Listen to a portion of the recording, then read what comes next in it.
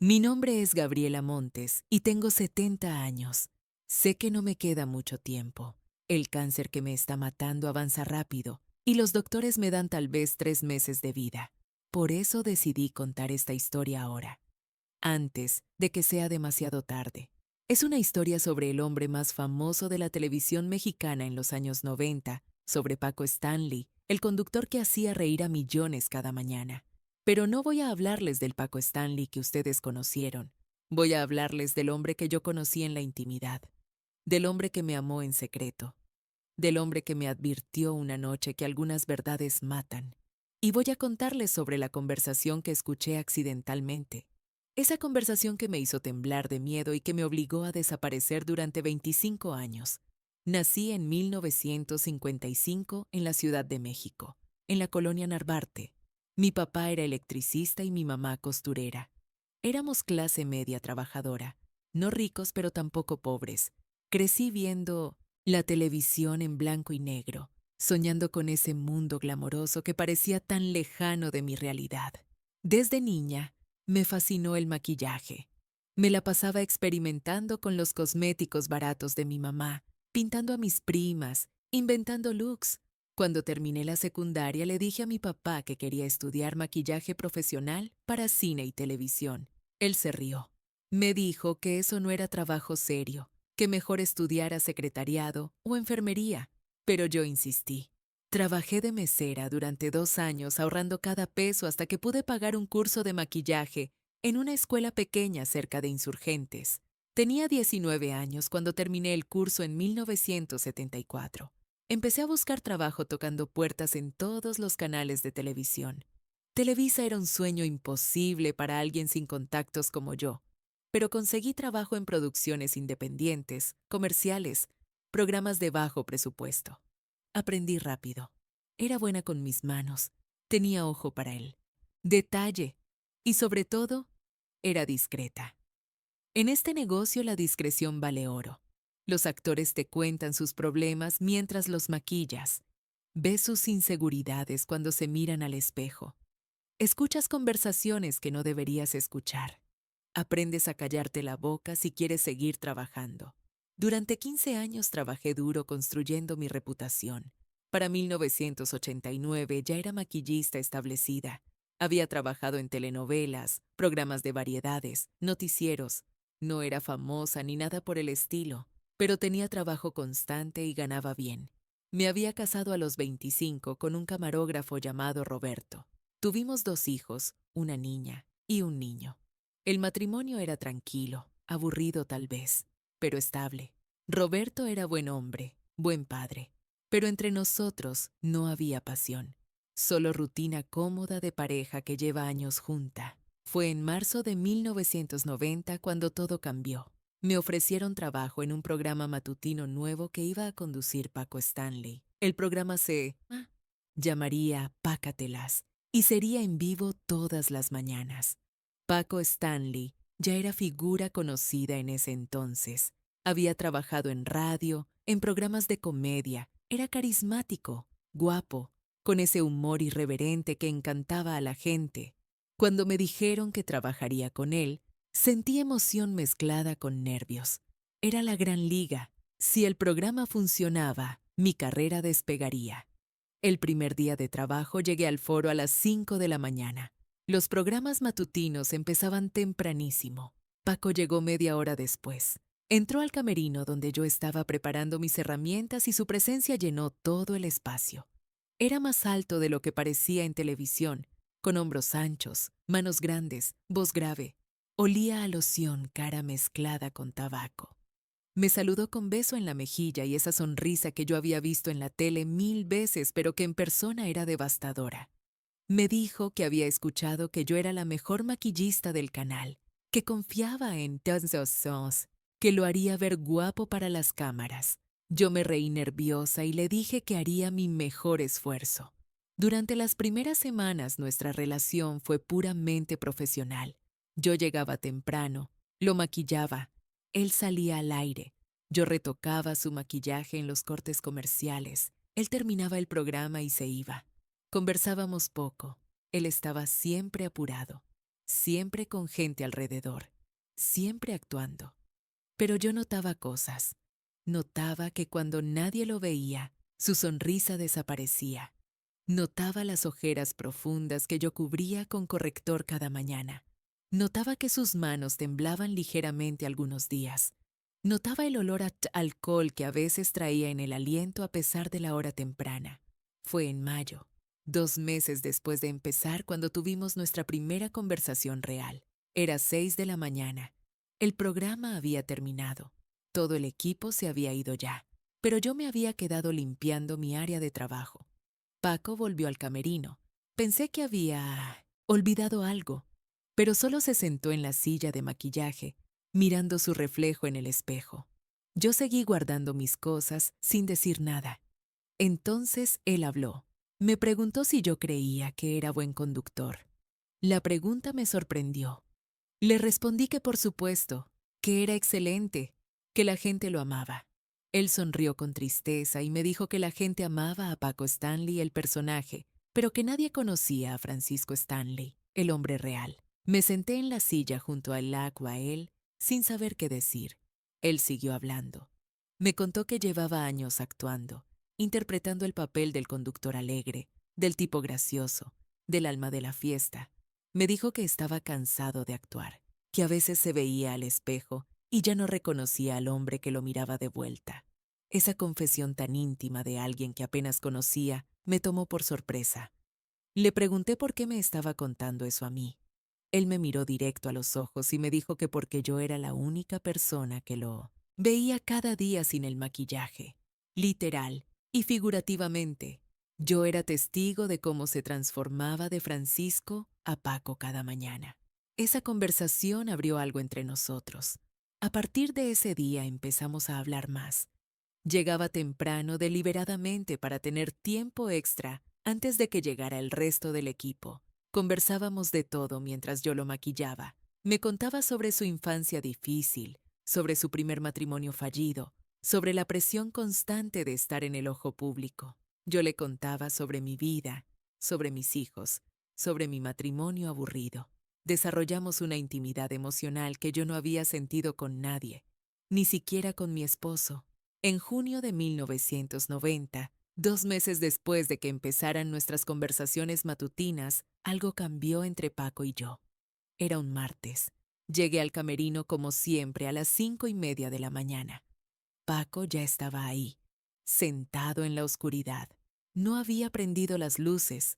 Cuando entré y encendí el Lichtschalter, interruptor, lo vi con los ojos rojos, la ropa arrugada, oliendo fuertemente al cuarponta alcohol. Me acerqué preocupada y le pregunté qué había pasado. Él me miró con expresión de derrota total y me dijo que había estado despierto toda la noche, que había tenido una pelea terrible con su esposa, que estaba considerando dejarlo todo, el programa, la fama, todo. Me senté junto a él y le tomé la mano instintivamente. Fue la primera vez que nos tocamos de forma no profesional. Su mano era grande, cálida, y temblaba ligeramente. Le dije que no podía dejar el programa, que miles de personas dependían de él para empezar su día con una sonrisa, que era demasiado talentoso para rendirse. Él apretó mi mano y me dijo que yo no entendía la presión, que todos querían un pedazo de él, que nunca tenía paz, que estaba vacío por dentro. Entonces hizo algo que me tomó completamente desprevenida. Se inclinó hacia mí y me besó. No fue un beso suave o tentativo. Fue un beso desesperado, hambriento, de alguien buscando salvación. Yo debí haberlo detenido. Estaba casada. Él estaba casado. Yo era su empleada. Había 1000 razones para decir que no, pero no lo detuve. Le devolví el beso con la misma desesperación. Fue como si algo que había estado contenido durante meses finalmente se liberara. Nos besamos hasta que escuchamos voces en el pasillo. Nos separamos rápidamente. Él se limpió el lápiz labial de su boca con el dorso de la mano. Yo temblaba mientras sacaba mis herramientas de maquillaje con manos torpes. Los siguientes minutos fueron tortuosos. Yo lo maquillé en silencio absoluto. Ninguno de los dos sabía qué decir. Cuando terminé, él se levantó de la silla. Me miró fijamente y me dijo: «Perdóname, Gaby, no debía hacer eso. Estaba borracho y confundido». Le respondí que estaba bien, que lo olvidaríamos, que no había pasado nada. Pero ambos sabíamos que era mentira. Algo fundamental había cambiado entre nosotros y no había forma de regresar. Durante las siguientes semanas intentamos mantener distancia profesional. Las conversaciones matutinas se volvieron más cortas, más formales. Yo evitaba el contacto visual mientras lo maquillaba. Él evitaba quedarse solo conmigo. Pero la tensión entre nosotros era palpable. Yo sentía su mirada sobre mí cuando pensaba que no lo notaba. Él se quedaba más tiempo del necesario cuando yo retocaba su maquillaje durante los cortes comerciales. Era como si ambos estuviéramos esperando que el otro diera el siguiente paso. Ese siguiente paso llegó en julio. El programa organizó una fiesta para celebrar los altos ratings. Era en un salón de eventos elegante en Polanco. Yo fui con mi esposo Roberto. Paco estaba con su esposa. Durante toda la noche nos evitamos cuidadosamente. Yo bailaba con Roberto, conversaba con otros miembros del equipo, tomaba copas de vino tratando de no mirar hacia donde estaba Paco. Pero era imposible no sentir su presencia en el salón. Alrededor de las 11 de la noche salí al jardín a tomar aire fresco. Había bebido demasiado vino y necesitaba despejar mi cabeza. Estaba sola mirando las luces de la ciudad cuando escuché pasos detrás de mí. Era Paco. Se paró junto a mí sin decir nada por un largo rato. Luego habló. Me dijo que no había podido dejar de pensar en ese beso, que sabía que estaba mal, que sabía que ambos teníamos familias, pero que no podía controlar lo que sentía. Le respondí que yo sentía lo mismo, que me estaba volviendo loca tratando de fingir que no había pasado nada. Él se volteó hacia mí y me tomó de los hombros. Me preguntó si yo entendía lo peligroso que era esto, no solo para nuestros matrimonios, sino para nuestras carreras. Me dijo que si alguien se enteraba de una relación entre nosotros, yo sería despedida inmediatamente y etiquetada como la mujer que se acostaba con el talento para mantener su trabajo. Le dije que lo entendía, que sabía los riesgos. Entonces me preguntó si aún así estaba dispuesta a intentarlo. Le respondí que sí, sin pensarlo 2 veces. Nos besamos otra vez en ese jardín oscuro, mientras adentro nuestros cónyuges nos esperaban. Fue el inicio oficial de nuestra relación clandestina. Acordamos reglas esa misma noche. Nunca en el foro de televisión, nunca donde pudiera vernos alguien del medio, nunca llamadas telefónicas a menos que fuera absolutamente necesario. Nos comunicaríamos por un localizador que él me daría. Nos veríamos en un departamento discreto que él rentaría específicamente para nosotros. Nadie podía saberlo. Absolutamente nadie. Los siguientes meses fueron los más intensos de mi vida. Paco rentó un departamento pequeño en la colonia Roma, en un edificio viejo donde nadie lo reconocería. Nos veíamos ahí 2 o 3 veces por semana, siempre a diferentes horas, siempre con precauciones extremas. Yo le decía a Roberto que tenía trabajo extra, juntas con productores, cualquier excusa. Él nunca sospechó nada. Era hombre confiado, jamás imaginó que su esposa pudiera tener una aventura. El departamento se convirtió en nuestro refugio. Era pequeño, apenas amueblado, con una cama, un sofá, una televisión vieja. Pero para nosotros era perfecto. Ahí Paco podía ser Francisco, el hombre real sin máscaras ni actuaciones. Hacíamos el amor con una intensidad que yo nunca había experimentado. Luego nos quedábamos en la cama fumando cigarros, hablando de todo y de nada. Él me contaba cosas que jamás le había contado a nadie, sobre sus miedos, sus inseguridades, sus sueños frustrados. Yo hacía lo mismo. Era intimidad emocional y física completa. Pero también había oscuridad. Paco bebía mucho. Algunas veces llegaba al departamento ya borracho. Otras veces se emborrachaba mientras estábamos juntos. Cuando bebía se ponía melancólico, a veces agresivo verbalmente. Nunca me tocó con violencia, pero sus palabras podían ser crueles. Me decía que yo era su escape de una vida que odiaba, pero que al final ambos sabíamos que esto no podía durar. Me decía que estábamos jugando con fuego, que algún día nos quemaríamos. En octubre de 1990, 6 meses después de que nuestra relación comenzara, empecé a notar cambios preocupantes en Paco. Llegaba al departamento cada vez más tenso, más paranoico. Revisaba las ventanas varias veces para asegurarse de que las cortinas estuvieran bien cerradas. Apagaba su celular completamente, no solo lo ponía en silencio. Una vez lo vi sacar la batería del teléfono y guardarla en un cajón separado. Le pregunté por qué hacía eso, y me dijo que así nadie podía rastrearlo. Me reí pensando que era broma, pero su expresión seria me hizo entender que hablaba en serio. Una noche de ese mes llegó al departamento más agitado que nunca. Traía una botella de whisky y empezó a beber directamente de ella. Yo intenté calmarlo preguntándole qué pasaba. Él me ignoró por varios minutos, paseándose de un lado a otro del Main Dozy, departamento como animal enjaulado. Finalmente se sentó en el sofá y me dijo que estaba metido en algo peligroso, algo que había empezado como diversión, pero que se había salido de control. Le pregunté a qué se refería.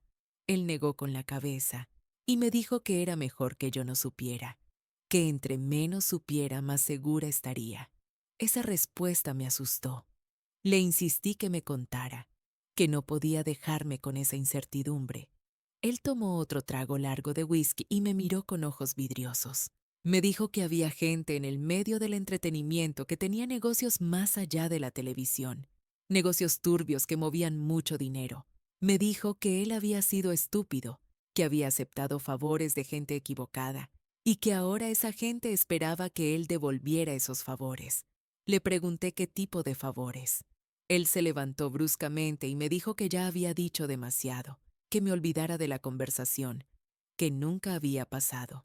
Intenté sacarlo del business de este tema esa noche, pero quedé profundamente perturbada. Durante las siguientes semanas observé a Paco más cuidadosamente.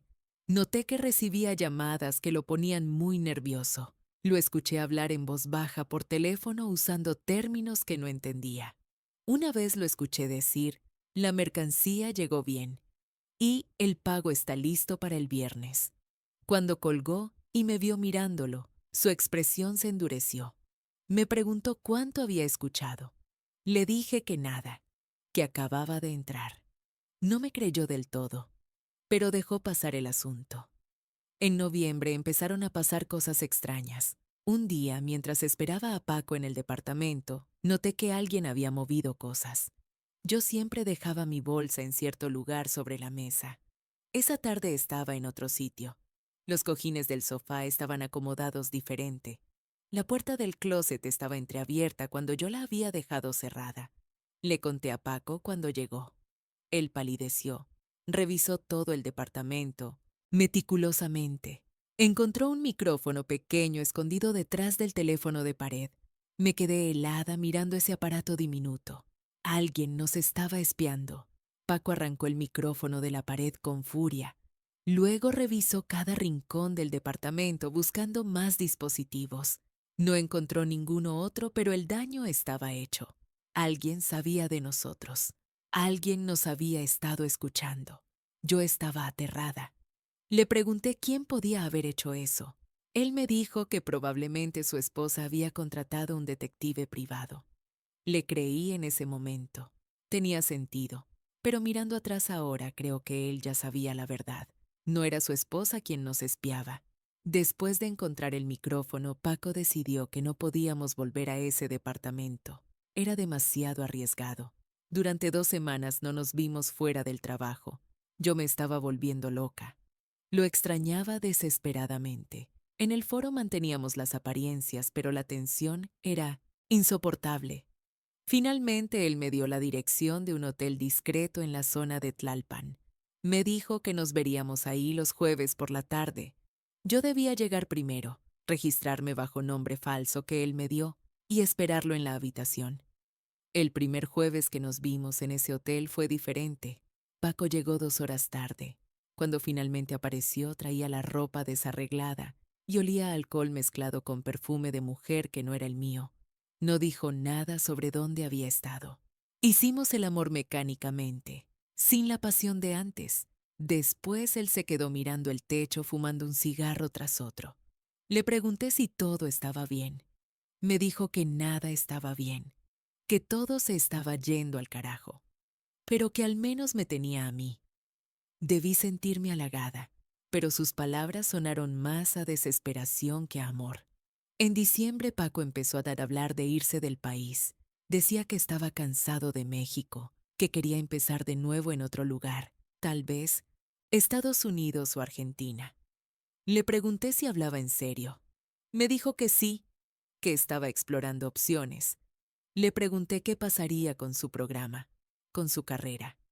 Él se rió amargamente y me dijo que la televisión era una mierda, que estaba harto de fingir alegría todas las mañanas cuando por dentro se estaba muriendo. Le pregunté si yo cabía en esos planes de irse. Él me miró largamente antes de responder. Me dijo que quería que fuera con él, pero que sabía que yo nunca dejaría a mis hijos. Tenía razón. Por mucho que lo amara, jamás abandonaría a mis hijos. La Navidad de 1990 fue extraña. Yo la pasé con mi familia fingiendo normalidad, mientras por dentro me consumía la angustia de no poder estar con Paco. Él me había dicho que pasaría las fiestas con su esposa e hijos por las apariencias. No tuvimos contacto durante 10 días. Fueron los 10 días más largos de mi vida. Cuando finalmente nos volvimos a ver en enero de 1991, algo había cambiado en él. Estaba más callado, más distante, como si hubiera tomado alguna decisión importante que no quería compartir conmigo. Enero de 1991 trajo cambios significativos. El programa de Paco explotó en popularidad. Los ratings eran altísimos. Cada mañana millones de mexicanos sintonizaban para verlo. Con esa popularidad vino más dinero, más presión y más atención mediática. Paco ya no podía caminar por la calle sin ser reconocido. Las revistas publicaban artículos sobre él constantemente. Su vida personal estaba bajo escrutinio constante. Eso hacía nuestros encuentros aún más peligrosos y complicados. Empezamos a vernos con menos frecuencia. De 2 o 3 veces por semana bajamos a una vez cada 2 semanas si teníamos suerte. Cada encuentro se volvió más precioso y más tenso. Yo llegaba al hotel con el corazón acelerado, siempre mirando sobre mi hombro para asegurarme de que nadie me seguía. Paco llegaba con gorras, lentes oscuros, a veces hasta con bigote falso. Parecíamos personajes de película de espías. En otras circunstancias habría sido cómico, pero la paranoia era muy real. Fue en febrero cuando empecé a notar que efectivamente alguien me seguía. Salí del hotel después de uno de nuestros encuentros y vi el mismo carro negro estacionado en la esquina que había visto afuera de mi casa 2 días antes. Era un Tsuru oscuro con vidrios polarizados. No pensé mucho en ello la primera vez, pero verlo otra vez no podía ser coincidencia. Mi corazón empezó a latir fuerte. Caminé rápido hacia mi carro, volteando constantemente. El Tsuru no se movió, pero sabía que me habían visto. Le conté a Paco sobre el carro en nuestro siguiente encuentro. Su reacción me asustó. Se puso pálido, empezó a caminar de un lado a otro de la habitación del hotel maldiciendo en voz baja. Le pregunté quién creía que me estaba siguiendo. Él se detuvo. Me miró con expresión que nunca le había visto antes, una mezcla de miedo y culpa. Me dijo que probablemente era gente que quería usarme para llegar a él, que yo estaba en peligro por estar conmigo. Le pregunté qué tipo de gente. Él negó con la cabeza y me dijo otra vez que entre menos supiera mejor. Yo estaba harta de esa respuesta. Exploté. Le grité que tenía derecho a saber en qué me había metido, que si mi vida estaba en peligro, merecía saber por qué. Él me agarró de los hombros, me miró directo a los ojos y me dijo algo que me heló la sangre. Me dijo que había gente muy poderosa en México, gente que controlaba todo, desde la política hasta el entretenimiento, gente que movía mercancía y dinero a través de canales que nadie cuestionaba. Me dijo que él había sido estúpido, que había aceptado dinero de esa gente para financiar su estilo de vida y que ahora ellos lo tenían agarrado del cuello. Le pregunté de qué mercancía hablaba. Él soltó mis hombros y se dejó caer en la cama con la cabeza entre las manos. Después de un largo silencio, me dijo una sola palabra: Coca. No entendí al principio. ¿Coca-Cola? Él levantó la cabeza y me miró con expresión cansada. Me dijo que no. Cocaína. La droga. Gente en el medio del entretenimiento la movía, la distribuía, lavaba el dinero a través de producciones y eventos. Y él había sido lo suficientemente idiota para involucrarse. Me quedé sin palabras mirándolo. El hombre que amaba, el conductor que hacía reír a millones cada mañana, estaba involucrado en narcotráfico. No podía procesarlo. Le pregunté cómo había pasado. Él me contó que había empezado años atrás, de forma inocente. Fiestas donde había coca disponible. Él la probó. Le gustó. Empezó a usarla regularmente. Luego conoció a gente que la vendía. Esa gente le ofreció dinero fácil si les permitía usar su nombre, sus contactos, sus eventos para mover producto. Al principio era poco, casi un favor entre amigos, pero creció, y ahora estaba tan adentro que no había forma de salir sin consecuencias graves. Le pregunté si la policía lo sabía. Él se rió sin humor. Me dijo que la policía sabía perfectamente, que muchos policías estaban involucrados también, que esto era más grande de lo que yo podía imaginar. Me dijo que por eso me estaban siguiendo, porque querían asegurarse de que yo no fuera amenaza, de que no fuera a hablar con alguien equivocado. Me sentí mareada. Me senté en el borde de la cama intentando procesar todo. Mi amante era parte de una red de narcotráfico, y yo, por asociación, estaba ahora en el radar de gente peligrosa. Le pregunté qué debía hacer. Él me tomó las manos y me dijo con voz muy seria que debía actuar completamente normal, ir a trabajar, volver a casa con mi familia, no hacer nada fuera de rutina, no hablar con nadie sobre nosotros, sobre lo que me había contado, sobre nada. Me dijo que probablemente nos separarían por un tiempo para ver si yo era confiable. Si mantenía la boca cerrada, eventualmente la vigilancia se relajaría. Pero si hacía cualquier movimiento sospechoso, si hablaba con alguien, las consecuencias serían graves. No especificó qué tan graves, pero el miedo en sus ojos me dijo todo. Salí de ese hotel aterrada. Durante las siguientes semanas viví en paranoia constante. El tsuru negro apareció varias veces más. A veces estaba afuera de mi casa. Otras veces lo veía cuando salía del supermercado. Siempre el mismo carro, siempre con vidrios oscuros que no me permitían ver quién estaba adentro. Roberto notó que yo estaba nerviosa. Me preguntó varias veces si todo estaba bien. Yo le decía que sí, que solo estaba estresada por el trabajo. Él me creía porque quería creerme. En el foro de televisión, Paco y yo casi no hablábamos ya. Yo llegaba, lo maquillaba en silencio. Él hacía el programa. Yo me iba. Manteníamos distancia física total. Ni siquiera nos mirábamos directamente. Pero yo sentía su presencia constantemente. Durante los cortes comerciales, cuando yo retocaba su maquillaje, él me susurraba rápidamente: ¿todo bien? ¿Te siguen siguiendo? Yo asentía apenas perceptiblemente. Luego volvíamos a nuestros papeles de conductor y maquillista profesional. Marzo de 1991 llegó con una calma tensa.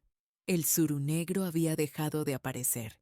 Empecé a respirar un poco más tranquila, pensando que tal vez todo había pasado, que habían decidido que yo no era amenaza. Paco y yo habíamos tenido solo 2 encuentros breves en 2 meses, siempre en hoteles diferentes, siempre con extrema precaución. En esos encuentros hablábamos poco. Él parecía distraído, constantemente checando su reloj, su teléfono, mirando por la ventana. Yo intentaba reconectar con el hombre del que me había enamorado, pero era como si ese hombre se hubiera ido, reemplazado por alguien que vivía en miedo constante. Una tarde de ese mes, Paco me llamó al localizador con un código que significaba emergencia. Mi corazón se aceleró. Marqué el número público que habíamos acordado usar solo en casos extremos. Él contestó al primer timbrazo. Me dijo que necesitaba verme inmediatamente, que era urgente. Su voz sonaba alterada de una forma que nunca había escuchado antes. Acordamos vernos en un café pequeño en la colonia Condesa, un lugar donde nadie del medio iba. Llegué 20 minutos después. Paco ya estaba ahí, sentado en una mesa del fondo con gorra y lentes oscuros. Me senté frente a él. Tenía las manos temblorosas. Antes de que pudiera preguntarle qué pasaba, me dijo que esa noche había una reunión importante, que iba a escuchar cosas que no debería escuchar, pero que no tenía opción de no ir. Me dijo que si algo le pasaba, si desaparecía o aparecía muerto, yo debía irme del país inmediatamente. Debía tomar a mis hijos y desaparecer porque vendrían por mí también. Lo miré aterrada. Le pregunté de qué hablaba, por qué iba a pasarle algo. Él tomó mis manos sobre la mesa y me dijo que había metido la pata, que había cometido un error con gente que no perdonaba errores. No me dio detalles específicos, solo me repitió que si algo le pasaba, yo debía correr. Luego se levantó, me besó rápidamente en la frente y se fue del café sin mirar atrás. Me quedé sentada ahí temblando, sin poder procesar lo que acababa de pasar. Esa noche no pude dormir. Cada vez que cerraba los ojos veía la expresión de miedo en el rostro de Paco. Alrededor de las 2 de la mañana, mi localizador sonó. Era un mensaje de Paco. Estoy bien. Mañana te explico. Me quedé dormida con el localizador en la mano, exhausta por el estrés. Al día siguiente en el foro, Paco llegó tarde, algo muy raro en él. Cuando entró al camerino para que lo maquillara, traía ojeras profundas y olía a Durec alcohol y cigarro. Le pregunté en voz baja qué había pasado en esa reunión. Él negó con la cabeza, indicando que no podíamos hablar ahí. Durante todo el programa estuvo apagado. Su energía habitual no estaba. Hizo los chistes de siempre, pero sin convicción. Cualquiera que lo conociera bien podría notar que algo estaba mal. Después del programa me pidió que fuéramos al departamento viejo que ya no usábamos. Le dije que era peligroso, que habían puesto micrófonos ahí. Él me dijo que ya no importaba, que necesitaba hablar conmigo en privado. Fuimos separados. Yo llegué primero y esperé nerviosa. Cuando Paco entró media hora después, se veía destrozado. Se sirvió whisky directo del bar pequeño que habíamos dejado ahí y se lo tomó de un trago. Me senté en el sofá esperando que hablara. Finalmente lo hizo. Me contó que la noche anterior había ido a una casa en Las Lomas. Ahí estaban reunidos gente muy poderosa, productores de televisión, empresarios y otros que él prefería no nombrar. Discutieron sobre rutas de distribución, sobre cantidades enormes de dinero, sobre políticos que necesitaban ser sobornados. Paco estaba ahí porque su programa se había vuelto tan popular que querían usarlo más activamente. Le propusieron que varios de sus invitados fueran gente conectada al negocio, que ciertos sketches incluyeran mensajes codificados, que eventos del programa sirvieran para lavar dinero. Le pregunté si había aceptado. Él me miró con ojos llenos de desesperación y me dijo que no tenía opción. O aceptaba y seguía vivo y rico, o rechazaba y terminaba muerto en una cuneta. Me dijo que esa era la realidad de México, que la corrupción llegaba a todos lados, que no había escapatoria. Le pregunté por qué me estaba contando todo esto, por qué me ponía en peligro con esa información. Él se arrodilló frente a mí y me tomó las manos. Me dijo que me lo contaba porque si algo le pasaba, yo necesitaba saber por qué. Necesitaba entender el peligro en el que estaba para poder protegerse. En ese momento algo dentro de mí se rompió. Me di cuenta de que esto había dejado de ser una aventura romántica para convertirse en una pesadilla de la que no sabía cómo escapar. Le dije que tal vez deberíamos terminar nuestra relación, que era demasiado peligroso continuar. Él asintió lentamente. Me dijo que probablemente tenía razón, que lo mejor para mí era alejarme de él lo más posible. Pero luego me besó con una desesperación que me destrozó. Hicimos el amor ahí, en ese sofá viejo, como si fuera la última vez, y tal vez lo era. Cuando terminamos, nos quedamos abrazados largo rato. Yo lloraba en silencio. Él me acariciaba el pelo y me decía que lo perdonara, que nunca quiso meterme en esto, que solo quería ser feliz conmigo aunque fuera por momentos robados. Le dije que lo amaba.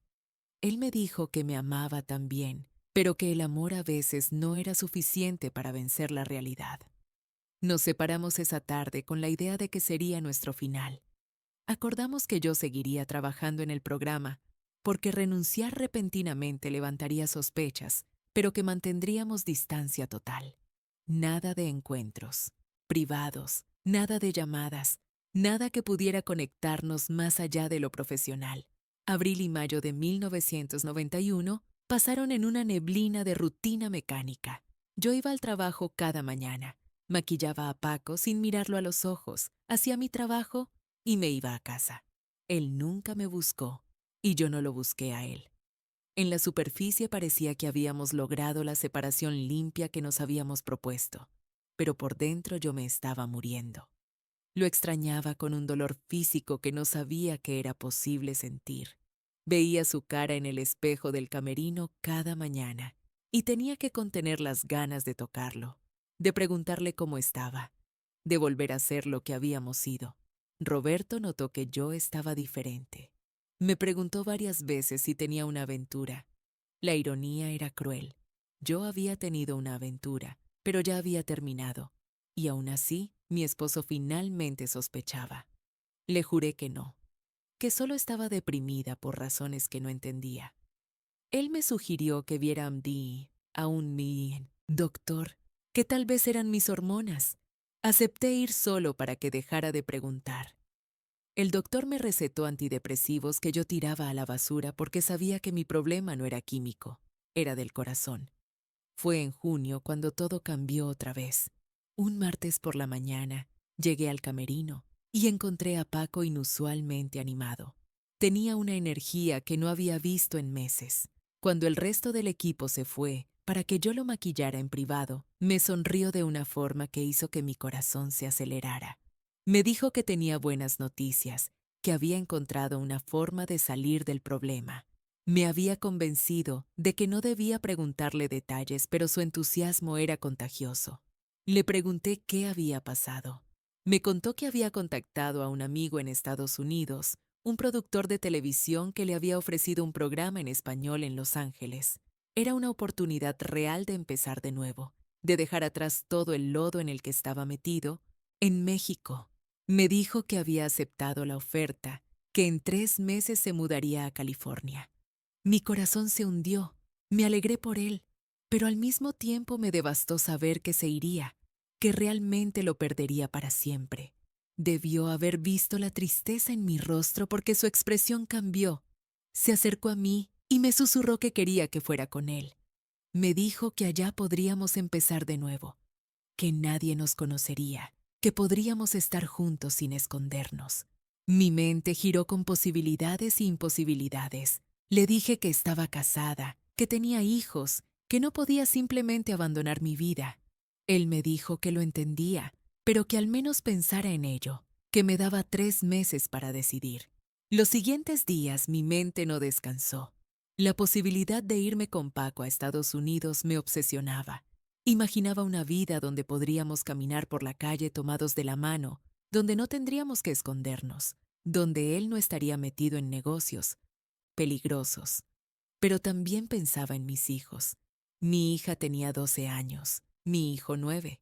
¿Cómo podía abandonarlos? ¿Qué tipo de madre haría eso? En julio Paco y yo reanudamos nuestros encuentros. Nos veíamos una vez por semana en hoteles diferentes. Ya no había la paranoia de antes. Él parecía más relajado ahora que tenía una fecha de salida.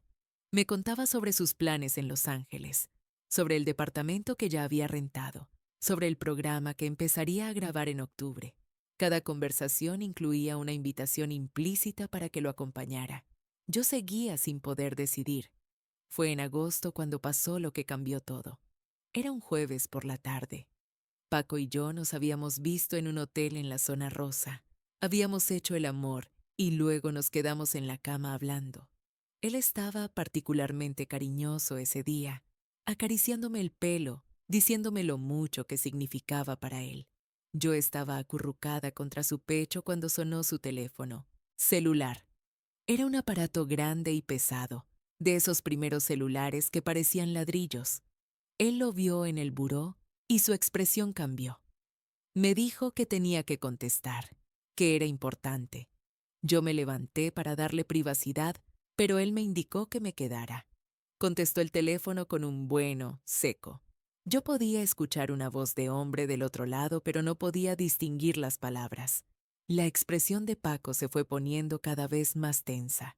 Empezó a caminar por la habitación, el teléfono pegado a su oreja, diciendo solo sí y entiendo, ocasionalmente. Entonces la persona del otro lado dijo algo que hizo que Paco se detuviera en seco. Lo escuché decir, no, eso no era parte del trato. Yo me voy a Los Ángeles. Punto. La voz del otro lado se elevó. Aunque no podía entender las palabras exactas, el tono era claramente amenazante. Paco respondió, no me estás escuchando. Yo ya cumplí mi parte. Ya moví tu mercancía, ya lavé tu dinero a través del programa. Se acabó. Mi corazón se detuvo al escuchar esas palabras. Él había sido descuidado al hablar frente a mí, probablemente pensando que yo ya sabía todo de todas formas. Pero escucharlo decirlo tan explícitamente hizo que todo se volviera terriblemente real. La voz del otro lado gritó algo. Paco apartó el teléfono de su oreja y lo miró con expresión de incredulidad. Luego volvió a ponérselo y dijo con voz helada, ¿me estás amenazando? ¿Sabes con quién estás hablando? Yo soy Paco Stanley. No puedes tocarme sin causar un escándalo nacional. La voz del otro lado debió haber dicho algo devastador, porque Paco se quedó completamente inmóvil. Su rostro perdió todo el color. Después de un silencio largo, dijo con voz quebrada, no te atrevas, déjalos fuera de esto. Hubo otra pausa. Luego Paco gritó, son niños, hijo de puta, niños. Y colgó el teléfono aventándolo contra la pared donde se hizo pedazos. Se dejó caer en el borde de la cama con la cabeza entre las manos. Yo estaba paralizada sin saber qué hacer o decir. Finalmente me acerqué y le puse la mano en el hombro. Él se sobresaltó como si hubiera olvidado que yo estaba ahí. Me miró con ojos llenos de terror puro y me dijo, amenazaron a mis hijos, Gaby. Dijeron que si me voy a Los Ángeles sin terminar el trabajo van a hacerles daño a mis hijos. Me senté junto a él sin saber cómo consolarlo. Le pregunté qué trabajo querían que terminara. Él se levantó y empezó a recoger su ropa del piso vistiéndose con movimientos bruscos. Me dijo que querían que siguiera moviendo mercancía a través del programa durante al menos 2 años más. Querían usar eventos y fiestas del programa para distribuir producto a clientes de alto perfil. Querían que él reclutara a más gente del medio del entretenimiento. Básicamente querían que se hundiera más profundo en el negocio justo cuando él pensaba que podía salir. Le pregunté qué iba a hacer. Él terminó de vestirse y me miró con expresión derrotada. Me dijo que no tenía opción, que iba a hacer lo que le pedían porque no iba a arriesgar la vida de sus hijos. Me dijo que Los Ángeles tendría que esperar, que tal vez nunca podría irse, que estaba atrapado. Luego me dijo algo que me heló. Y tú también estás atrapada ahora. Escuchaste esa conversación. Ellos saben de ti. Si yo caigo, tú caes conmigo. Sentí que el cuarto daba vueltas. Le pregunté cómo sabían de mí. Él me explicó que por supuesto que sabían, que probablemente habían estado escuchando nuestras conversaciones desde el principio, que el micrófono que encontramos en el primer departamento no era el único, que éramos ingenuos y pensábamos que podíamos tener una relación secreta sin que alguien se enterara. Me dijo que yo era su punto débil y que esa gente usaba los puntos débiles de la gente para controlarlos. Paco se fue del hotel dejándome ahí sola, todavía desnuda, temblando de miedo. Me vestí con manos temblorosas y salí a la calle paranoica de que alguien me estuviera observando. Durante el camino a casa revisaba constantemente el espejo retrovisor buscando carros que me siguieran. No vi nada obvio, pero eso no me tranquilizó. Ahora sabía que esta gente era profesional, que si me estaban vigilando yo no necesariamente lo notaría. Esa noche en casa actué lo más normal posible. Cené con Roberto y los niños. Vi televisión. Me fui a la cama temprano diciendo que estaba cansada. Roberto se durmió rápido, roncando suavemente. Yo me quedé despierta mirando el techo, mi mente corriendo con escenarios terribles. ¿Qué pasaría si la policía investigaba a Paco y me arrastraban a mí también? ¿Qué pasaría si la gente con la que él estaba metido decidía que yo era un riesgo? Terminaría muerta en alguna cuneta. ¿Qué les pasaría a mis hijos? Durante las siguientes semanas, Paco y yo apenas hablamos. En el foro manteníamos las apariencias profesionales, pero ya ni siquiera nos susurrábamos mensajes durante los cortes comerciales. Él se veía cada vez peor. Las ojeras se hacían más profundas. Bajó de peso notablemente. Bebía más. Una mañana llegó al camerino todavía borracho de la noche anterior. Tuve que maquillarlo con extra cuidado para disimular lo terrible que se veía. Durante el programa casi vomita en vivo. Logró contenerse, pero fue evidente para todos que algo andaba muy mal. El productor ejecutivo me llamó a su oficina después de ese programa. Me preguntó si yo sabía qué le pasaba a Paco. Le dije que no tenía idea, que él nunca me contaba nada personal. El productor me miró escéptico. Me dijo que todos sabían que Paco y yo éramos cercanos, que nos habían visto salir juntos del edificio en varias ocasiones. Negué todo. Dije que ocasionalmente coincidíamos en el estacionamiento, pero nada más. El productor no pareció convencido, pero me dejó ir con una advertencia. Si sabes algo que pueda afectar el programa, es tu responsabilidad decirlo. Septiembre llegó con una tensión insoportable. Paco finalmente me buscó otra vez. Me pidió que nos viéramos en el mismo café de la Condesa, donde nos habíamos visto meses atrás. Llegué nerviosa. Él ya estaba ahí, en la misma mesa del fondo. Se veía terrible, como si no hubiera dormido en días. Me senté frente a él sin decir nada. Él tomó mis manos sobre la mesa y me dijo: necesito que me hagas un favor. Necesito que si algo me pasa, cuides de mis hijos. Le pregunté por qué me pedía eso a mí. ¿Por qué no anda algún familiar? Me explicó que no confiaba en nadie de su familia, que todos estaban demasiado metidos en su mundo de fama y dinero. Me dijo que yo era la única persona pura en su vida, la única que lo había amado por quien era y no por lo que representaba. Le pregunté qué esperaba que pasara.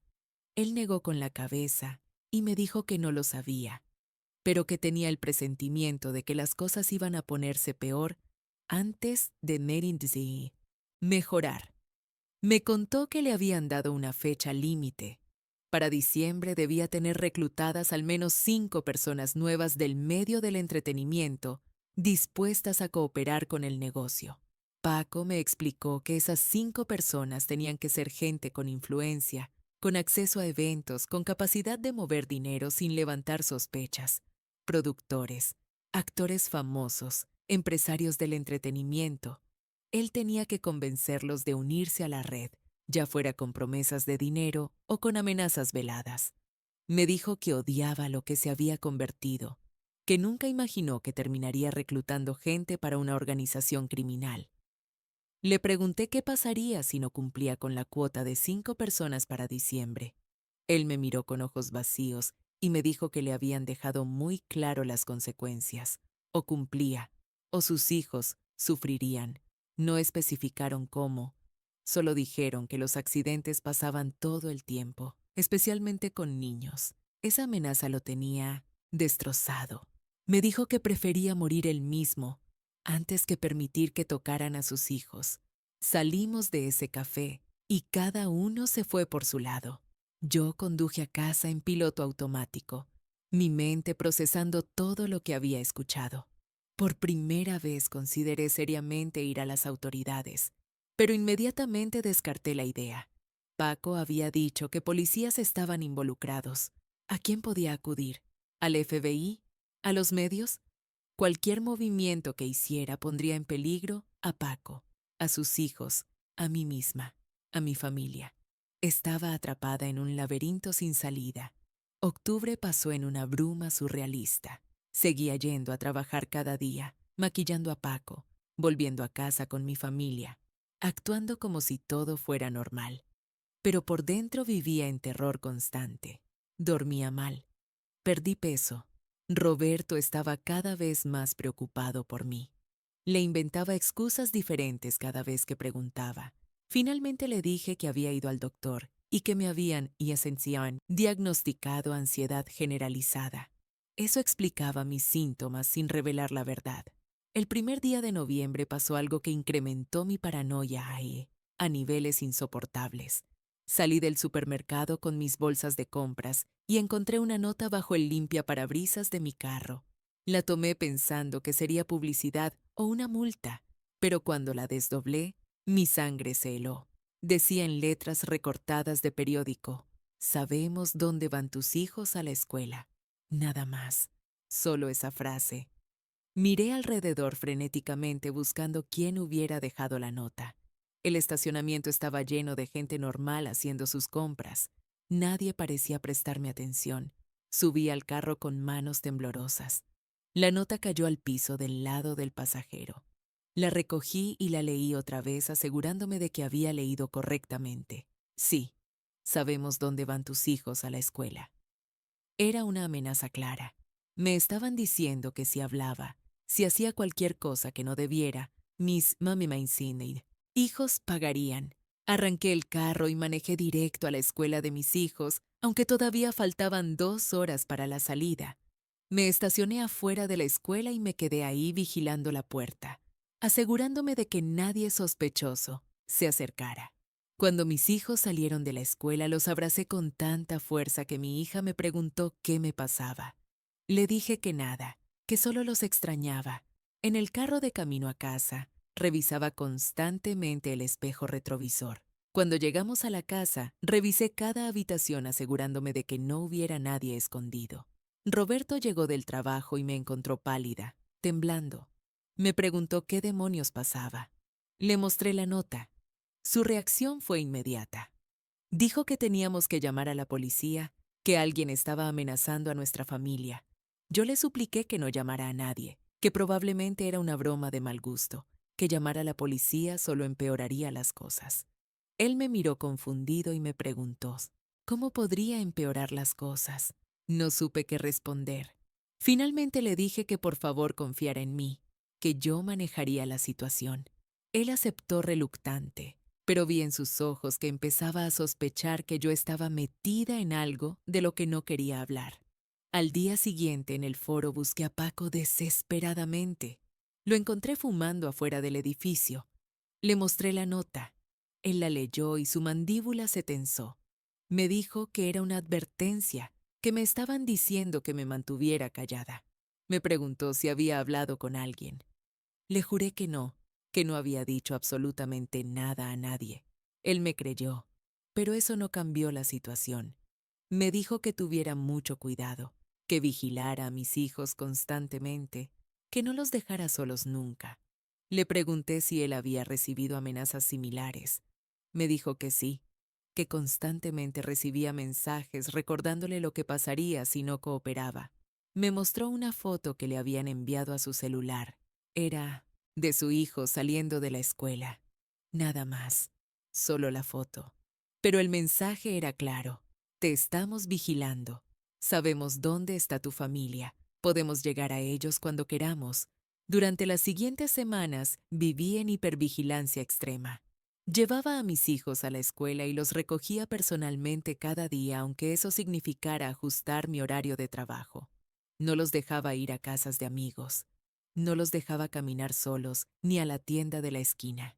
Mi hija se quejaba de que me había vuelto sobreprotectora. Roberto también notó el cambio, pero yo insistía que era solo porque había escuchado noticias sobre secuestros y quería ser precavida. En el programa las cosas también se pusieron tensas.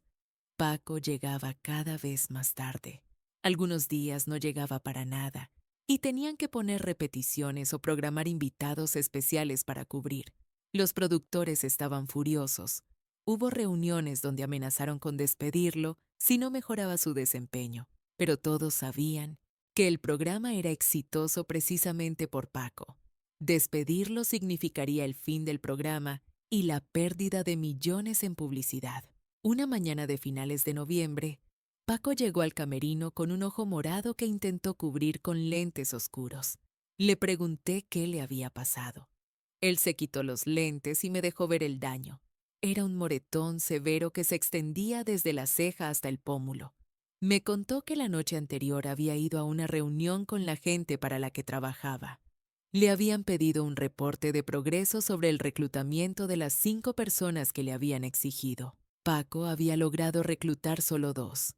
Un productor de comerciales que estaba en bancarrota y que aceptó por el dinero, y un actor de telenovelas que tenía deudas de juego. Necesitaba 3 personas más en menos de un mes y no tenía idea de cómo conseguirlas.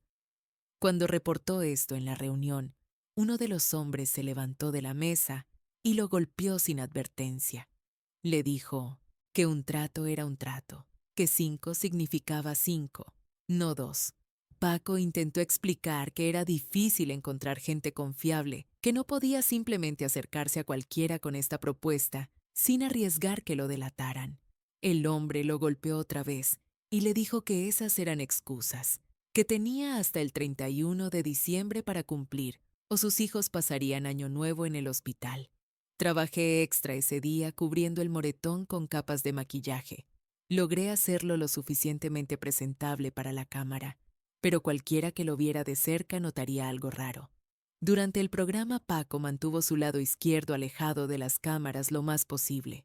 Hizo su trabajo profesionalmente, pero yo podía ver el dolor en sus ojos, no solo físico, sino emocional. Este hombre que había sido mi amante, que había sido mi escape de una vida aburrida, estaba siendo destruido frente a mis ojos. Después del programa me pidió que nos viéramos esa noche. Hacía semanas que no teníamos un encuentro privado.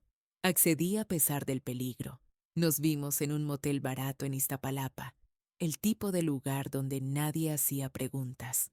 Cuando llegué a la habitación, lo encontré bebiendo directo de una botella de tequila. Me senté junto a él en la cama extendida. Él me pasó la botella. Tomé un trago largo dejando que el alcohol quemara mi garganta. Paco me dijo que estaba considerando algo desesperado. Me dijo que había pensado en ir a los medios, en contar todo públicamente. Si la historia salía a la luz, si todo México se enteraba, sería imposible para esta gente tocarlo sin exponerse ellos mismos.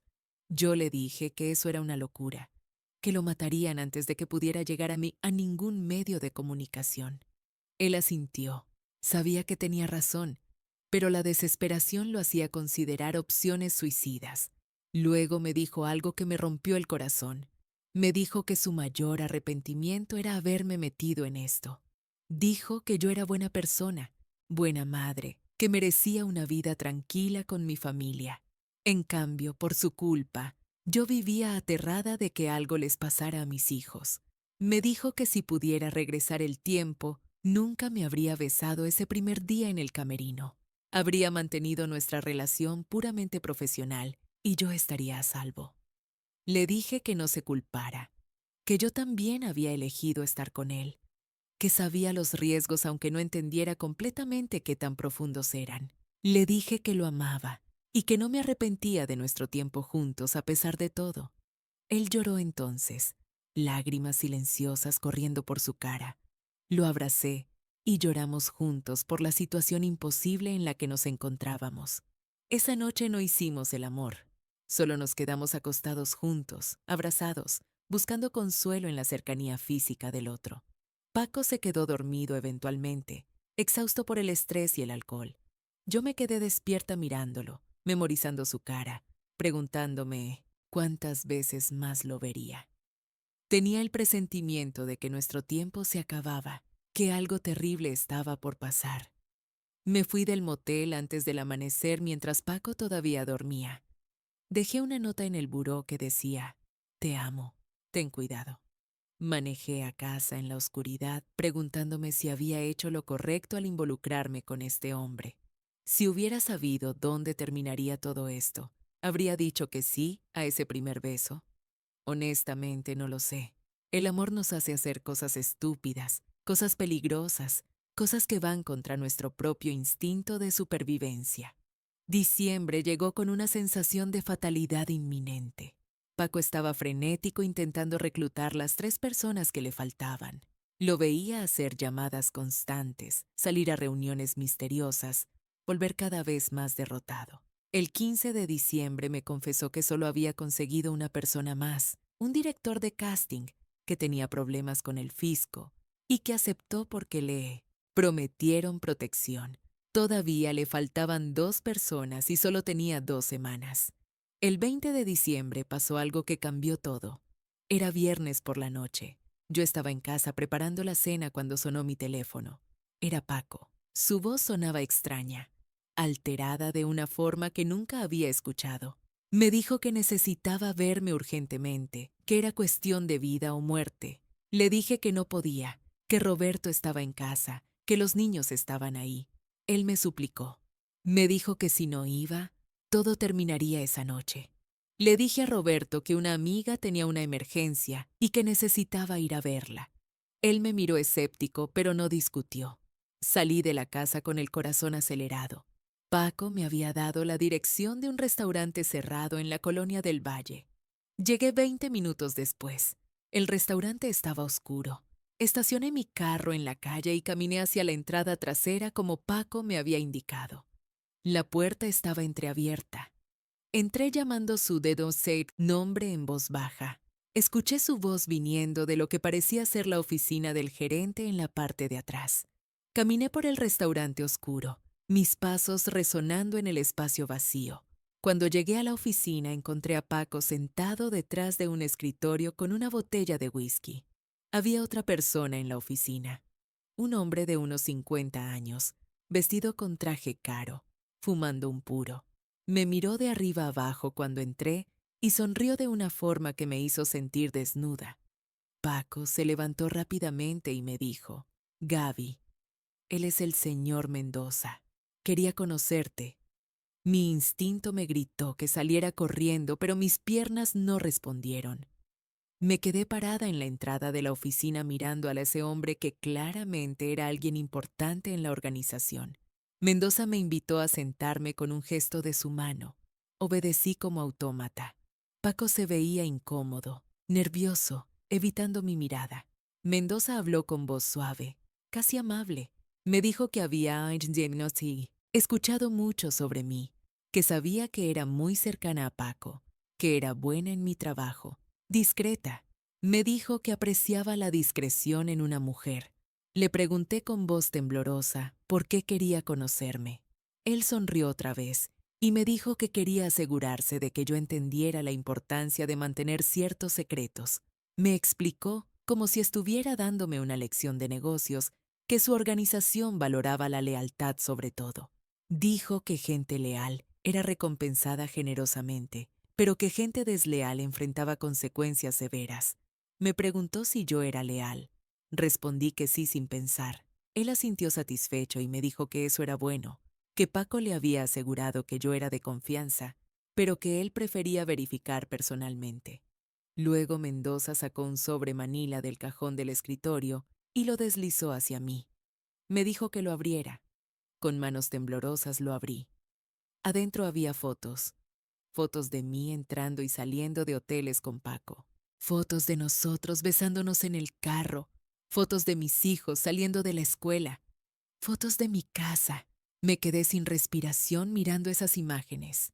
Mendoza me dijo que esas fotos eran solo una muestra de todo lo que tenían, que me habían estado vigilando durante meses, que sabían todo sobre mí. Me preguntó si entendía lo que significaba eso. Asentí, incapaz de hablar. Él me dijo que mientras yo mantuviera la boca cerrada, esas fotos se quedarían en ese sobre. Pero si yo hacía algo estúpido, como ir a la policía o a los medios, esas fotos se enviarían a mi esposo, a mi familia, a mi trabajo.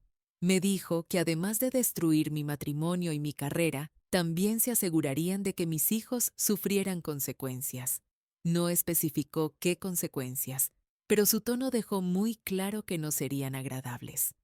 Luego Mendoza cambió de tema abruptamente. Le dijo a Paco que había decidido darle una extensión. En lugar del 31 de diciembre, ahora tenía hasta finales de enero para completar el reclutamiento de las 5 personas. Pero había una condición. Paco tenía que empezar a mover cantidades más grandes de mercancía a través de eventos del programa. Paco intentó protestar diciendo que eso era demasiado arriesgado, que llamaría mucha atención. Mendoza lo interrumpió con un gesto de la mano. Le dijo que esos eran los términos, que lo tomaba o lo dejaba. Paco miró hacia mí, con expresión de súplica, como si yo pudiera salvarlo de alguna forma. Pero yo estaba tan atrapada como él. Finalmente Paco asintió y aceptó los términos. Mendoza sonrió satisfecho y se levantó del escritorio. Me dio la mano como si fuéramos viejos amigos despidiéndose después de una reunión de negocios agradable. Me dijo que había sido un placer conocerme finalmente, que esperaba no tener que volver a verme nunca porque eso significaría que todo estaba funcionando bien. Cuando Mendoza se fue, Paco y yo nos quedamos solos en esa oficina oscura. Él se acercó a mí y me abrazó fuerte. Me pidió perdón una y otra vez. Me dijo que nunca debió haberme traído a esa reunión, pero que Mendoza había insistido en conocerme, en asegurarse de que yo estuviera bajo control. Le pregunté si ahora éramos prisioneros para siempre. Él no respondió, pero su silencio fue respuesta suficiente. Salimos del restaurante separados. Yo primero, él 5 minutos después. Manejé a casa en shock completo. Cuando llegué, Roberto y los niños estaban viendo televisión en la sala. Me preguntaron cómo estaba mi amiga. Les dije que estaba mejor, que había sido una falsa alarma. Me fui a la cama diciendo que estaba cansada. Me acosté en la oscuridad, mirando el techo, procesando lo que había pasado. Ahora no solo sabía sobre las actividades ilegales de Paco, sino que había conocido a uno de los jefes. Era testigo, y los testigos eran peligrosos. Los días siguientes fueron un borrón. Llegó la Navidad y yo actué mi papel de madre y esposa, amorosa. Preparé cena navideña, envolví regalos, sonreí para las fotos familiares, pero por dentro estaba muerta de miedo. Cada vez que sonaba el teléfono saltaba, cada vez que veía un carro desconocido en la calle mi corazón se aceleraba. Vivía en paranoia constante esperando que algo terrible pasara. Paco y yo casi no hablamos durante las fiestas. El programa estaba en receso hasta el 7 de enero. No nos vimos para nada durante esas 2 semanas. El 31 de diciembre, mientras mi familia celebraba el Año Nuevo con ponche y abrazos, yo recibí un mensaje en mi localizador. Era de Paco. Decía solo, «Feliz año. Te amo. Perdóname». El programa volvió al aire el 7 de enero de 1992. Cuando llegué al camerino esa mañana, Paco ya estaba ahí. Se veía terrible, como si hubiera envejecido 10 años en 2 semanas. Tenía nuevos moretones que intentaba cubrir. Me contó en susurros mientras lo maquillaba que había pasado las fiestas reclutando desesperadamente. Había conseguido la cuarta persona, un publicista que necesitaba dinero para pagar un tratamiento médico de su madre. Todavía le faltaba una más, y el tiempo se acababa. Le pregunté qué pasaría si no la conseguía. Él no respondió, solo cerró los ojos mientras yo aplicaba corrector sobre un moretón particularmente feo en su sien. Durante ese mes de enero, el ambiente en el programa cambió. Empezaron a llegar invitados que yo nunca había visto antes, gente que claramente no pertenecía al mundo del entretenimiento, hombres con trajes caros y miradas duras que se sentaban en el público o en el backstage. Paco los trataba con deferencia nerviosa. Yo entendía que estos eran clientes, gente importante de la red que venía a recoger mercancía o a hacer negocios bajo la cobertura del programa. Una tarde vi algo que no debía haber visto. Estaba en el área de maquillaje, organizando mis cosas cuando escuché voces en el camerino de al lado. Reconocí la voz de Paco. Estaba hablando con alguien.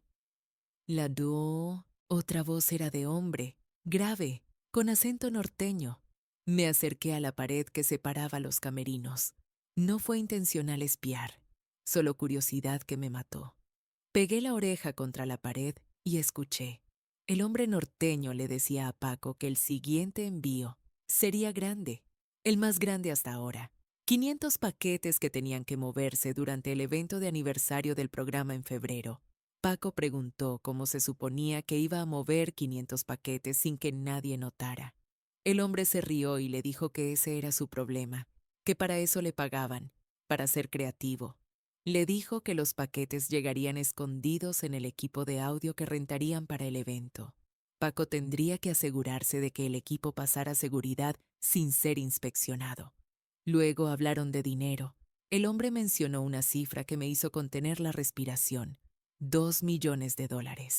Dijo que era el pago por ese envío particular, que Paco recibiría su comisión de $200,000 una vez que todo estuviera completado. También mencionó nombres de políticos y empresarios importantes que serían los destinatarios finales de la mercancía. Nombres que yo reconocí de los noticieros, gente poderosa e intocable. Entonces, escuché pasos acercándose por el pasillo. Me alejé de la pared rápidamente y volví a mi área fingiendo que organizaba mis brochas. Una mujer del equipo de producción pasó sin prestarme atención. Mi corazón latía tan fuerte que pensé que todos podían escucharlo. Acababa de escuchar detalles específicos de una operación criminal masiva. Sabía fechas, cantidades, nombres. Esa información me convertía en testigo peligroso. Esa noche en casa no pude comer.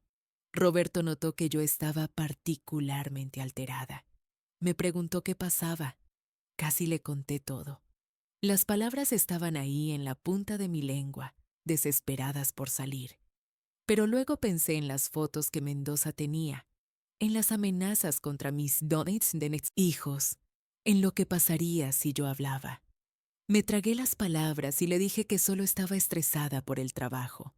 Al día siguiente busqué a Paco, apenas llegó al foro. Lo agarré del brazo y lo llevé a un rincón vacío. Le dije que había escuchado su conversación del día anterior. Su cara se puso blanca. Me preguntó cuánto había escuchado. Le dije que todo, los 500 paquetes, los $2 millones, los nombres. Él se pasó las manos por la cara con expresión de desesperación total.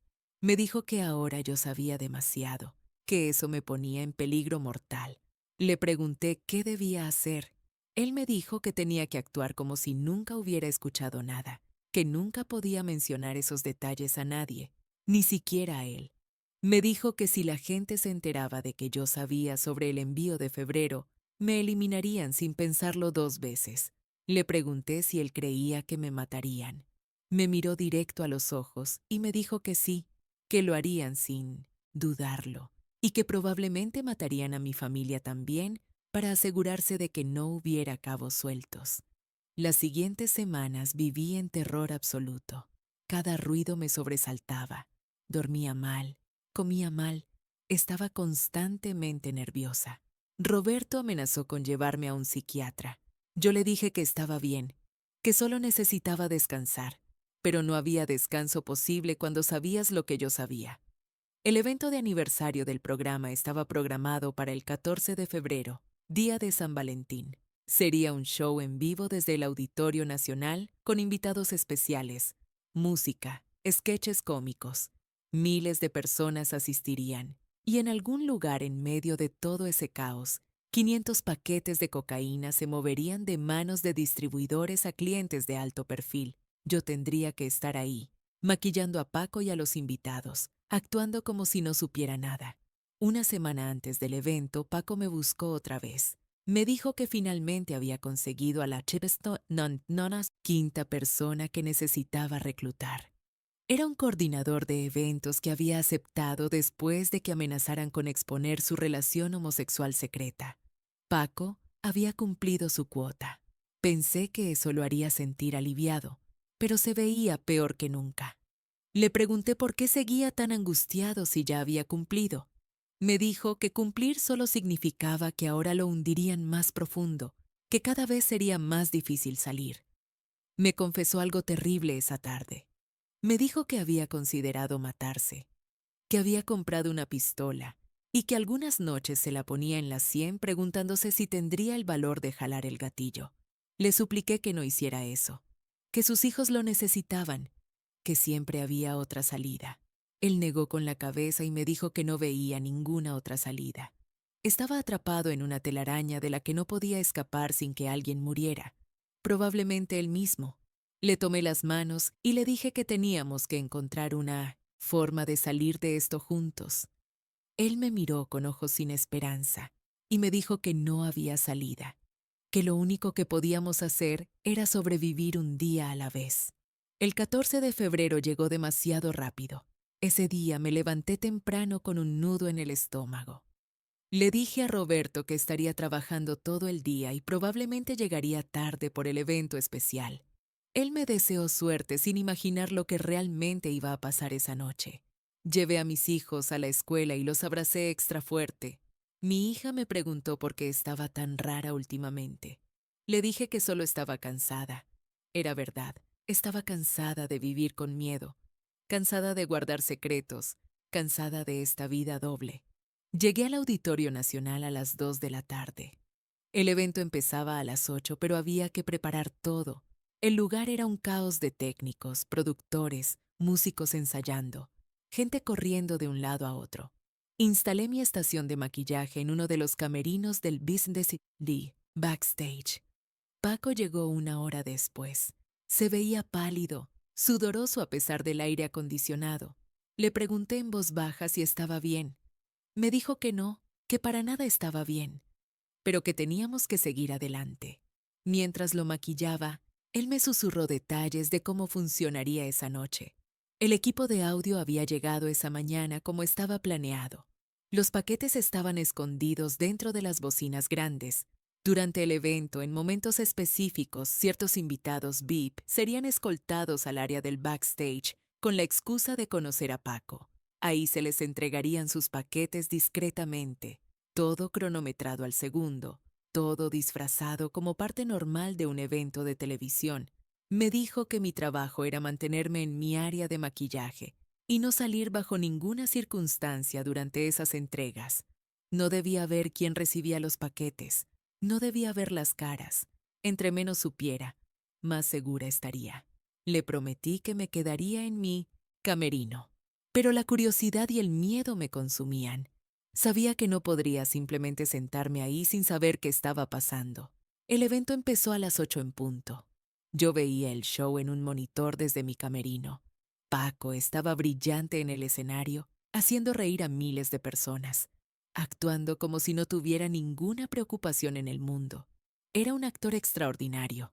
Nadie en esa audiencia podía imaginar lo que realmente estaba pasando detrás de las cámaras. Alrededor de las 9 comenzaron las entregas. Escuché movimiento en el pasillo afuera de mi camerino. Voces bajas, pasos rápidos. Me quedé sentada en mi silla como Paco me había instruido. Pero después de 10 minutos la tensión era insoportable. Me levanté despacio y entreabrí la puerta de mi camerino apenas una rendija. Podía ver el pasillo y parte del área de carga. Vi hombres de traje caro entrando y saliendo de una habitación específica.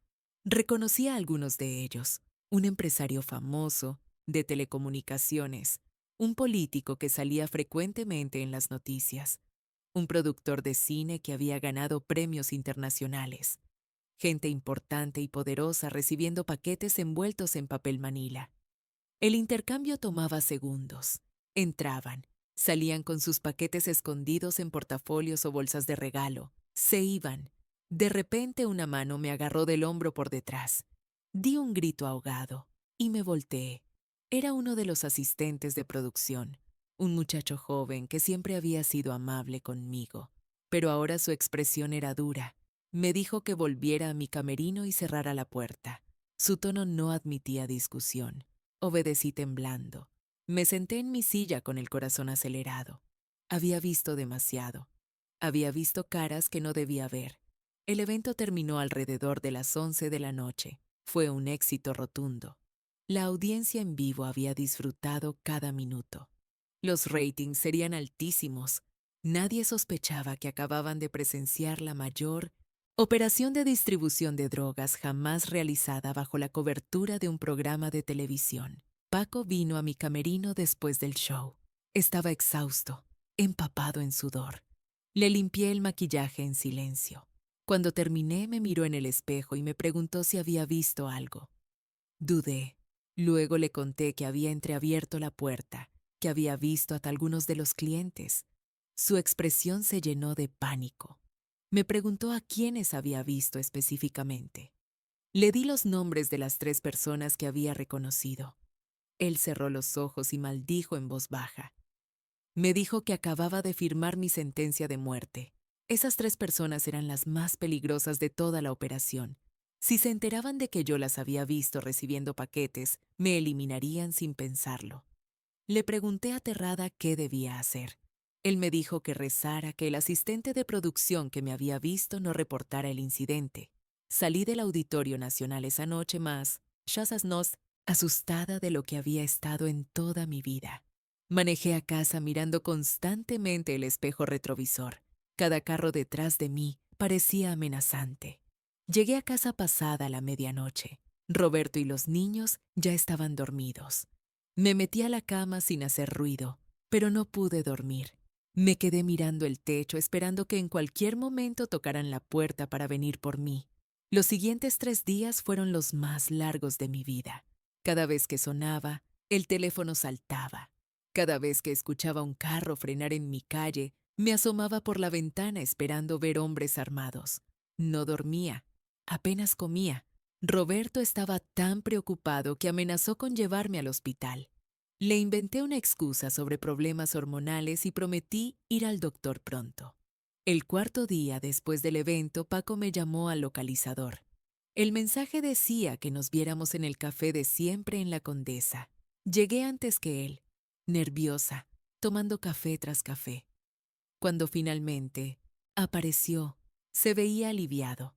Se sentó frente a mí y me dijo que teníamos suerte. El asistente de producción que me había visto espiando no había reportado nada. Paco le había dado dinero para comprar su silencio.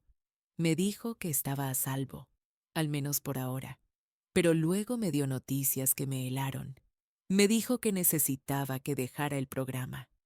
Tenía que renunciar inmediatamente con cualquier excusa razonable. Problemas de salud, problemas familiares, lo que fuera. Me explicó que mi presencia en el foro era un riesgo constante ahora. Sabía demasiado, había visto demasiado. Entre más tiempo pasara cerca de la operación, más probable era que cometiera un error que nos costara la vida a ambos. Le dije que renunciar también era arriesgado, que levantaría sospechas. Él me dijo que ya había hablado con los productores, que les había dicho que yo tenía problemas de salud serios y que necesitaba dejar el trabajo. Ya habían contratado a mi reemplazo. Todo estaba arreglado. Solo necesitaba presentar mi carta de renuncia formal y desaparecer del programa gradualmente. Le pregunté qué pasaría con nosotros, con nuestra relación. Él me tomó las manos sobre la mesa y me dijo que nuestra relación tenía que terminar definitivamente. Era demasiado peligroso continuar viéndonos. Si alguien nos descubría juntos después de mi renuncia, sospecharían que estábamos planeando algo. Teníamos que cortar todo contacto. Yo sabía que tenía razón, pero dolía horriblemente. Después de 2 años de amarnos en secreto, de compartir momentos íntimos, de ser su confidente y su escape, tenía que dejarlo ir. Presenté mi renuncia al día siguiente. Los productores la aceptaron sin hacer muchas preguntas. Paco les había preparado bien. Mi último día de trabajo fue el 25 de febrero de 1992. Ese día llegué temprano al foro como siempre. Maquillé a Paco por última vez. Ninguno de los dos habló mucho. No había nada que decir que no hiciera todo más doloroso. Cuando terminé de maquillarlo, él me tomó la mano y la apretó suavemente. Fue nuestro adiós silencioso. Después del programa empaqué todas mis cosas, mis brochas, mis paletas de maquillaje, mis herramientas que había usado durante 2 años en ese camerino. Algunos compañeros vinieron a despedirse. Me desearon suerte. Me dijeron que me extrañarían. No sabían que yo estaba huyendo para salvar mi vida. Cuando salí del edificio de televisión esa tarde sabía que nunca volvería. Durante las siguientes semanas intenté volver a mi vida normal. Pasaba tiempo con mis hijos, intentaba reconectar con Roberto, buscaba trabajos de maquillaje en otros lados. Pero la paranoia nunca me dejó. Seguía viendo el tsuru negro ocasionalmente, aunque no estaba segura si era el mismo o si mi mente me jugaba trucos. Seguía sintiendo que me vigilaban aunque no tenía evidencia concreta. En abril recibí una llamada en mi teléfono de casa. Era una voz de hombre que no reconocí. Me dijo que dejara de buscar trabajo en la industria del entretenimiento, que sería mejor para mí y para mi familia si me dedicaba a otra cosa. Luego colgó. El mensaje era claro. Seguían vigilándome, asegurándose de que no me acercara a nadie del medio que pudiera escuchar lo que yo sabía. Conseguí trabajo en un salón de belleza del barrio. Era un cambio drástico de maquillar estrellas de televisión a peinar señoras del vecindario, pero era trabajo honesto y seguro. Lentamente empecé a reconstruir una vida sin Paco, sin el programa, sin toda esa locura. Roberto notó que yo estaba mejor, menos nerviosa. Pensó que dejar el trabajo de televisión me había hecho bien. No tenía idea de la verdad. No volví a ver a Paco durante meses. Lo veía en la televisión ocasionalmente cuando Roberto ponía su programa. Era extraño verlo ahí sonriendo, haciendo reír a la gente, sabiendo todo lo que yo sabía sobre su vida real. A veces me preguntaba si seguía metido en el negocio o si había encontrado alguna forma de salir. No había manera de saberlo sin contactarlo, y contactarlo era imposible. Fue en agosto de 1992 cuando recibí la llamada que cambió todo otra vez. Era tarde en la noche. Roberto y los niños ya estaban dormidos. El teléfono sonó y casi no lo contesté, pero algo me hizo levantar la bocina. Era Paco. Su voz sonaba desesperada, aterrada. Me dijo que necesitaba verme una última vez, que era urgente, que era cuestión de vida o muerte. Le dije que no podíamos arriesgarnos. Él me suplicó. Me dijo que si no iba, probablemente moriría esa noche sin haber podido advertirme. Esas palabras me aterraron. Le pregunté advertirme de qué. Él me dijo que no podía hablar por teléfono, que tenía que ser en persona. Me dio la dirección de una casa abandonada en Coyoacán. Me pidió que fuera sola, que no le dijera a ti a nadie. Dudé. Toda lógica me decía que no fuera. Ir sola a una casa abandonada de noche para encontrarme con, yo no sé, alguien involucrado en narcotráfico, era probablemente la peor idea posible. Pero la desesperación en la voz de Paco me convenció de que realmente era urgente. Esperé hasta que estuve segura de que Roberto dormía profundamente. Luego salí de la casa, lo más silenciosamente posible. Manejé hacia Coyoacán con las manos sudando sobre el volante. La dirección que Paco me había dado era una casa vieja en una calle oscura. Todas las ventanas estaban tapadas con periódicos. Estacioné mi carro una cuadra antes y caminé hacia la casa mirando constantemente sobre mi hombro. La puerta principal estaba entreabierta. Entré llamando el nombre de Paco en voz baja. Una vela encendida en la sala me guió hacia adentro. Paco estaba sentado en el piso de la sala vacía, su espalda contra la pared. Tenía una botella de tequila medio vacía junto a él. Cuando me vio entrar intentó levantarse, pero se tambaleó.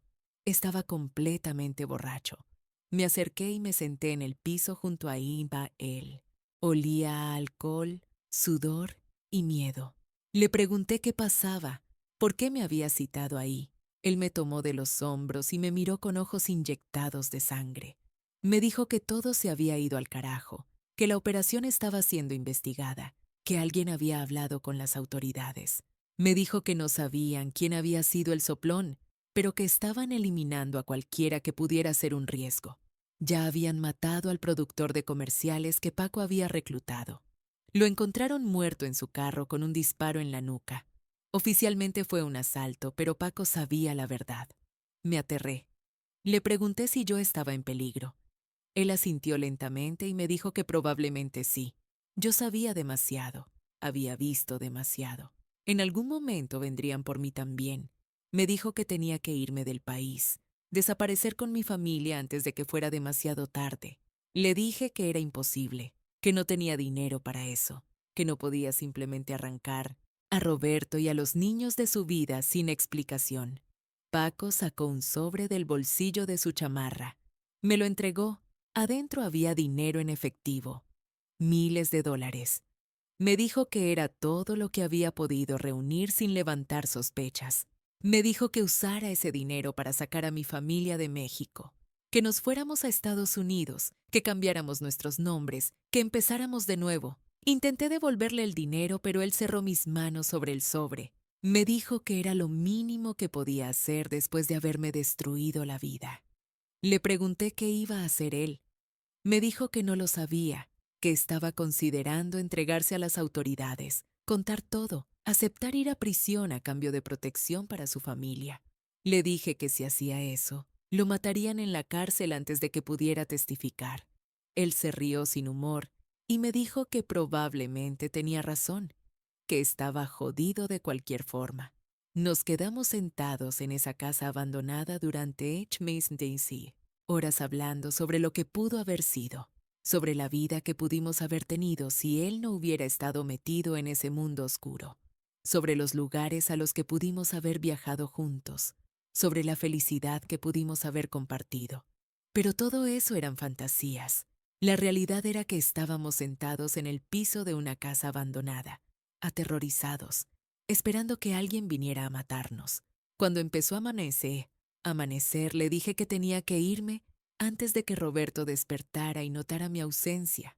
Paco me abrazó fuerte y me dijo que me amaba, que lo perdonara por todo. Le dije que lo amaba también y que no había nada que perdonar. Ambos habíamos hecho elecciones, buenas y malas, que nos habían llevado a ese momento. Nos besamos por última vez. Fue un beso lleno de tristeza y despedida definitiva. Salí de esa casa sabiendo que probablemente nunca volvería a ver a Paco vivo. Manejé a casa mientras el sol salía sobre la ciudad. Guardé el sobre con dinero en un lugar secreto en mi closet. Durante los siguientes días consideré seriamente su consejo de huir del país. Pero, ¿cómo le explicaría a Roberto? ¿Cómo arrancaría a mis hijos de su escuela, de sus amigos, de su vida? No podía simplemente decirle a mi esposo que había tenido una aventura con Paco Stanley y que ahora narcotraficantes querían matarme. En septiembre tomé una decisión. Si iba a morir, al menos dejaría evidencia. Escribí todo lo que sabía en una carta detallada. Nombres, fechas, lugares, cantidades, todo lo que había visto y escuchado durante esos 2 años. Puse la carta en un sobre sellado junto con copias de fotos que tenía de Paco y yo juntos. Escondí todo en una caja de seguridad, en un banco bajo un nombre falso. Si algo me pasaba, dejé instrucciones de que la caja fuera abierta y su contenido entregado a las autoridades. Octubre pasó sin incidentes. Noviembre también. Empecé a pensar que tal vez estaba a salvo, que tal vez me habían olvidado. Pero entonces llegó diciembre. Era el 15 de diciembre de 1992. Estaba en el salón de belleza trabajando cuando vi las noticias en la televisión. Reportaban que Paco Stanley había sido hospitalizado por una sobredosis. Oficialmente fue reportado como un colapso por agotamiento y deshidratación, pero yo sabía la verdad. Había sido otro intento de suicidio o tal vez alguien había intentado envenenarlo. Quise ir al hospital a verlo, pero sabía que era imposible. No podía aparecer ahí sin levantar sospechas. Me quedé en casa esa noche pegada a las noticias esperando actualizaciones. Reportaron que estaba estable, que se recuperaría. Me sentí aliviada pero también aterrada. Si habían intentado matarlo una vez, lo intentarían otra vez. Durante los siguientes meses viví en estado de alerta constante. Seguía trabajando en el salón de belleza, seguía con mi vida normal, pero siempre vigilante. Nunca volví a saber de Paco directamente. Lo veía ocasionalmente en televisión. Decepciones. Su programa seguía siendo exitoso, pero él se veía diferente, más delgado, más cansado, como si algo dentro de él se hubiera apagado permanentemente. Pasaron los años, 1993, 1994, 1995. Gradualmente mi paranoia disminuyó. El suru negro no volvió a aparecer. No recibí más amenazas. Empecé a creer que realmente me habían olvidado, que había logrado escabullirme de ese mundo oscuro sin consecuencias permanentes. Seguía guardando el dinero que Paco me había dado, escondido en mi closet. Era mi fondo de emergencia en caso de que algún día tuviera que huir. Mi vida se normalizó. Mis hijos crecieron. Mi hija entró a la preparatoria, mi hijo a la secundaria. Roberto fue ascendido en su trabajo. Compramos una casa más grande. Desde afuera éramos la familia mexicana perfecta.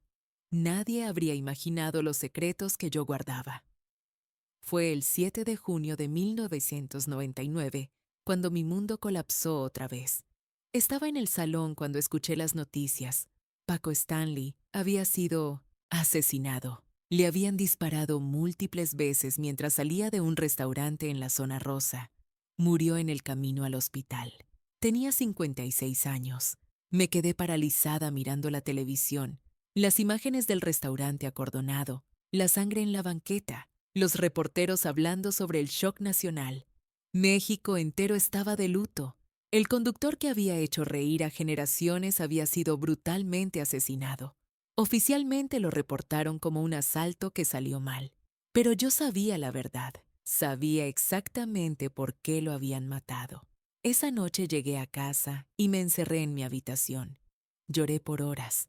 Lloré por el hombre que había amado, por el hombre que me había mostrado pasión que nunca había conocido, por el hombre que había vivido atrapado en un infierno de su propia creación. Roberto tocó la puerta preguntando qué me pasaba. Le dije que estaba triste por la muerte de Paco, que había trabajado con él y que la noticia me había afectado. Era verdad, aunque él no conocía la profundidad de esa verdad. Durante las siguientes semanas los medios no hablaban de otra cosa. La investigación, las teorías, los sospechosos. Arrestaron a varias personas, entre ellas a Mario Besares, su compañero de programa.